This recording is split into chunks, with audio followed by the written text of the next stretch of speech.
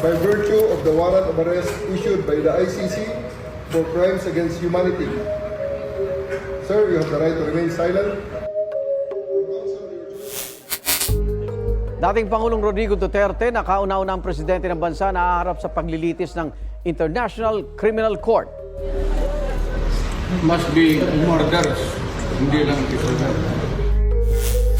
Binabiyahe na patungong The Hague sa The Netherlands. Anak niya si Vice President Sara Duterte, susunod daw. Tinawag niyang state kidnapping ang pag-aresto sa ama. Pangulong Bongbong Marcos itinangging political persecution at may kinalaman sa eleksyon 2028 ang pag-aresto kay Duterte. The arrest that we did was in compliance with our commitments to Interpol. Anya, legal ang ginawang proseso. Mga sumusuporta sa dating Pangulo nagtipon-tipon sa kanyang baluarte sa Davao City.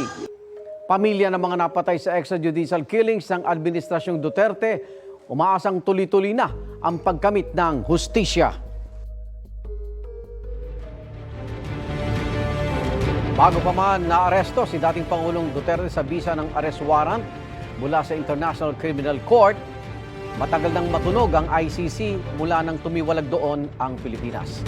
Hit pa rin ang kampo ng dating Pangulo, walang jurisdiksyon ng ICC sa ating bansa.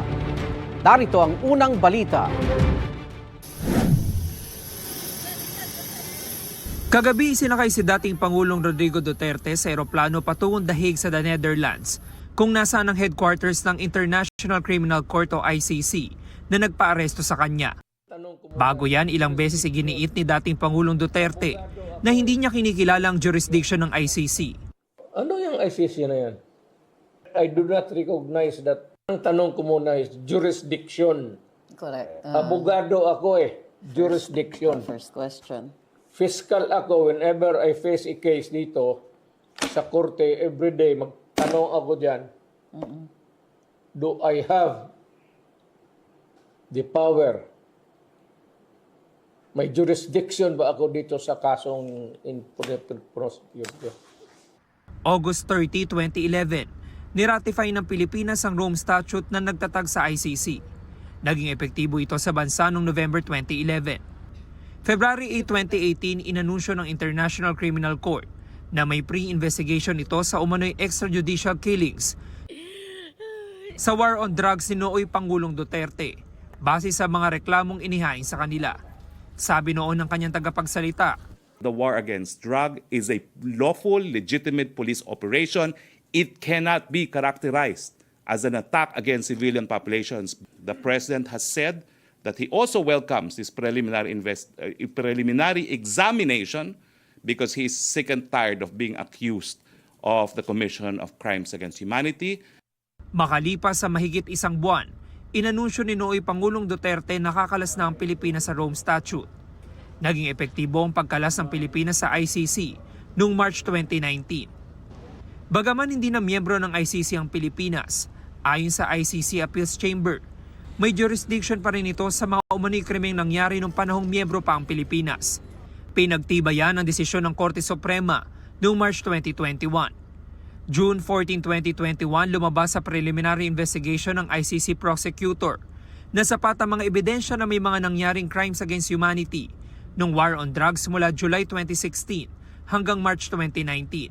Kaya noong September 15, 2021, pinasimula ng ICC Pre-Trial Chamber ang investigasyon sa Pilipinas. November 10, 2021, hiniling ng gobyerno ng Pilipinas sa ICC na itigil muna ang kanilang investigasyon dahil gumugulong na nila ang sariling investigasyon dito sa bansa. Pumayag dito ang ICC. Pero noong January 26, 2023, kinatigan ng ICC Pre-Trial Chamber ang hiling ng prosecutor na ituloy ang investigasyon sa EJ case dahil hindi naman nila umuusad ang investigasyon sa Pilipinas. Inapila ito ng gobyerno ng Pilipinas pero hindi na pumayag ang ICC. Gayunman, ilang beses sinabi ni Pangulong Bongbong Marcos na hindi sila makikipagtulungan sa ICC. Let me say this for the 100th time. I do not recognize the jurisdiction of ICC in the Philippines. I consider it as a threat to our sovereignty. Therefore, the Philippine government will not lift a finger to help any investigation that the ICC conducts. Desisyon na raw ng dating Pangulo kung makipagtulungan siya sa ICC. If yun ang gugustuhin ni PRRD, hindi naman kami haharang doon sa mga ICC. Hindi lang kami tutulong. Ngunit kung pumapayag siya na makipag-usap siya o magpaimbestiga siya sa ICC, nasa kanya yun. Wala nang kaming desisyon doon. Sinabi naman ni Executive Secretary Lucas Bersamin na obligadong makipagtulungan ng Pilipinas sa ICC kung ipadadaan ng korte ang hiling nito sa Interpol o International Criminal Police Organization. Sa gitna niyan, ilang beses sinabi ni dating Pangulong Duterte na handa siyang harapin ang kaso sa ICC. I'm asking the ICC to hurry up, start the investigation tomorrow. The ICC does not scare me a bit. Ganyan din ang sinabi niya bago bumalik mula Hong Kong. Okay lang, tatanggapin ko yan. Wala tayong magawa hulihin tayo kung ikulong tayo. Will you appear kung sakaling ipasomon po kayo, sir? I would say that not really appear on non-appearance, but I will deal with the problem directly, frontally. As a lawyer, gagamitin ko na yung pagka-abogado ko. At kahapon, isinilbi sa dating Pangulo ang warrant of arrest mula sa ICC. Hanggang maaresto, hindi kinikilala ng dating Pangulong kapangyarihan ng ICC. A-warrant of arrest. So, you will just have to kill me. Kung hindi ako papayag, kakampi ka dyan sa mga puti. Ito ang unang balita. James Agustin para sa GMA Integrated News. Narito pa mga dagdag na detalye tungkol sa isinilbing arrest warrant kay dating Pangulong Rodrigo Duterte. Ayon sa tagapagsalita at Head of Public Affairs ng International Criminal Court na si Fadi El Abdallah, ang warrant of arrest na inisyu ng ICC Pre-Trial Chamber 1 ay para sa mga insidente ng pagpatay na nangyari umano mula November 1, 2011 hanggang March 16, 2019. Oras na nasa kustodiya na ng ICC si Duterte, magtatakda ng ICC ng schedule para sa initial appearance hearing.